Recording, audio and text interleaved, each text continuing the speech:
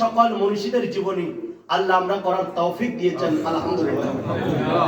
ভারতের মহাত্মা গান্ধী, যার নাম আপনারা শুনেছেন, ইনি বলতে বাধ্য হয়েছেন যে গরিব নওয়াজ রহমতুল্লাহ আলাইহি এই ভারতবর্ষে অবিনশ্বর খোদাই প্রেম যিনি বিশ্বের মধ্যে ছড়িয়ে দিয়ে যিনি এই নশ্বর পৃথিবীকে প্রজ্বলিত করেছেন, ইনি খাজা গরিব নওয়াজ। তৎকালীন ব্রিটিশ শাসক লর্ড ওয়ারেন হেস্টিংস, যে ব্রিটিশের আন্ডারে ভারতবর্ষ শাসন করেছিল, এই যখন ব্রিটিশ কমন হাউসে গেলেন, ইনি বলেন আমি ভারতবর্ষ থেকে একটা অভিজ্ঞতা নিয়ে, আমি অদ্ভুত এক অভিজ্ঞতা নিয়ে আমি এসেছি। বলেন কি অভিজ্ঞতা? বলেন আমি যখন ভারতবর্ষ শাসন করছি, আমি সেখানে দেখতে পাচ্ছি যে সকল ভারতবর্ষের প্রত্যেকটা মানুষের হৃদয়কে যিনি শাসন করছেন একটা মাত্র কবর, সেই কবর খাজা মুঈনুদ্দিনের কবর। বিধর্মীরা যদি এই কথা বলে, আমরা সুন্নি মুসলমান যাদের কারণে আমরা আজকে ইসলাম পেয়েছি, আল্লাহর নবীর সাহাবায়ে কেরাম, ওনাদের মধ্যে অন্যতম হযরত সাওবান, সবাই পড়েন রাদিয়াল্লাহু তাআলা আনহু। ইনি একদিন আল্লাহর নবীর দরবারে গেলেন।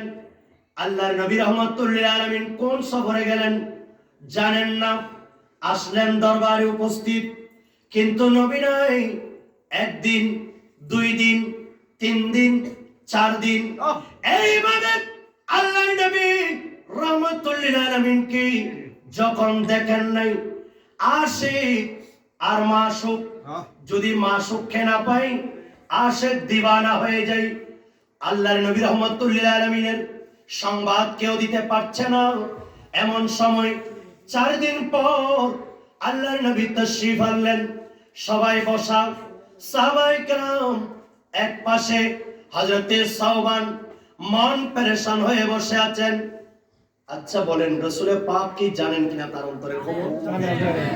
ইমাম আলা হযরত বলছেন, और कोई गैब क्या तुमसे निहा हो भला, सुभानअल्लाह, और कोई गैब क्या तुमसे निहा हो भला, जब ना खुदा ही जुबा तुम पे करो दुरूद, हस्बी रब्बी जल्लल्लाहु मा फी कल्बी गैरुल्लाह, नूर मुहम्मद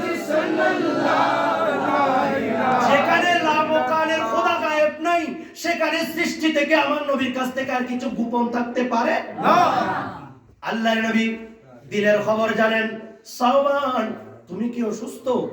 যেমনি ভাবে এই উত্তর দিয়েছিলেন গাজী দ্বীন ও মিল্লাত ইমামে শের বাংলা রহমাতুল্লাহ আলাইহি, मैं तो बीमार नबी हो, আমি মুস্তাফার প্রেমের রোগে আক্রান্ত, মেরে বিরিদে লাবো হে নবী নবী, মেরা দিল মকামে হাবিব है, मैं मरीज़ इश्क़ के रसूल हो, वो हबीब मेरे तबीब है।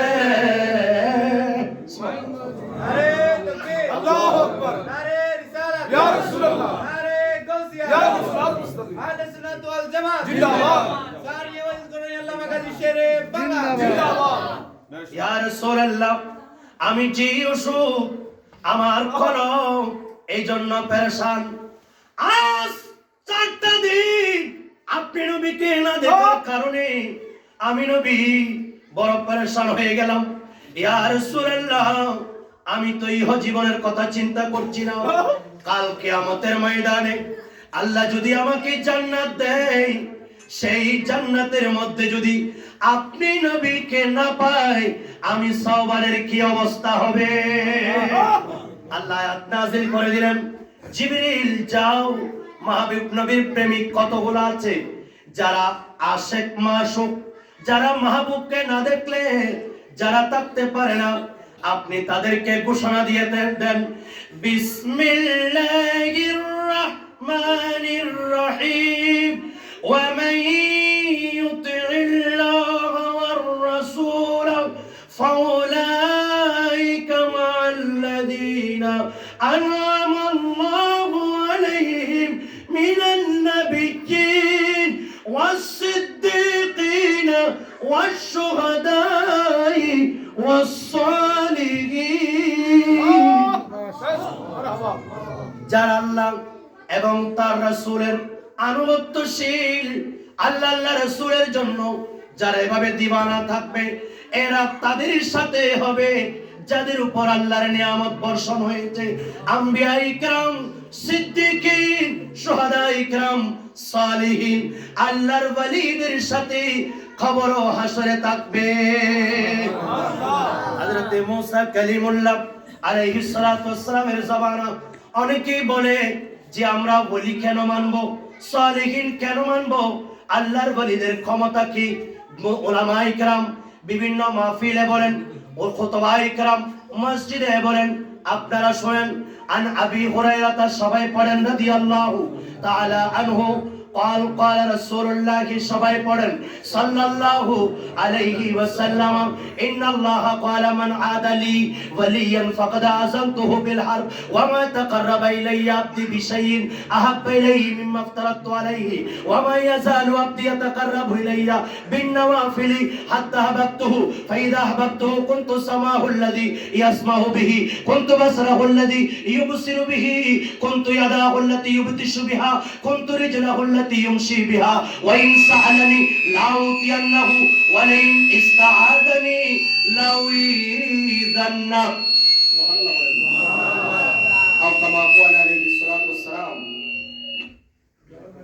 أو كما قال عليه الصلاة والسلام رسول পাক সাল্লাল্লাহু আলাইহি ওয়াসাল্লামের এই ফরমান, আল্লাহর ওলিদের ক্ষমতা উলামায়ে কেরামের জবানে অনেক শুনেছেন।